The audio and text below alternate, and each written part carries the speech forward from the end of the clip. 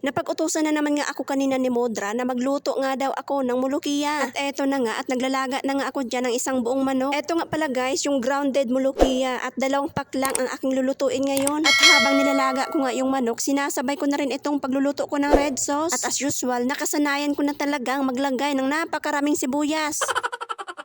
Paulit-ulit lang naman guys at simple lang din ang mga sangkap nito. Nilalagyan ko nga lang yan ng sibuyas at bawang, asin, paminta, cumin, cinnamon, cardamom, mismar at tomato sauce. Ganun lang yan, pinagsama-sama ko lang at hinalo-halo ko na rin sila. At nilalagyan ko na lang din yan ng kaunting tubig at papalambutin ko lang yan ng mga 20 minutes. Pag nagluluto kasi talaga ako guys ng mulukiya, ay pinapartneran talaga nila Modra yan ng red sauce. At dito nga kasi nila isasawsaw yung tinapay nilang manipis na bilog, yung tinatawag nilang kubos. Sinet ko na nga ng 20 minutes ang paglalaga ko na itong karne. At sakto namang naluto na rin yung nilaga kong manok para doon sa mulukiya. Etong pinaglagaan ko ng manok guys, dito ko ilalagay yung grounded na saluyot at mulukiya naman kung tawagin nila. Tapos itong manok naman na nilaga ko, ipiprito ko lang yan. At nagsaing na rin ako dito dahil yan ang request ni Modra. Gusto niya daw ng may plain rice. At eto na nga guys, at fast forward nga tayo dahil naubusan ako ng oras kaka-video.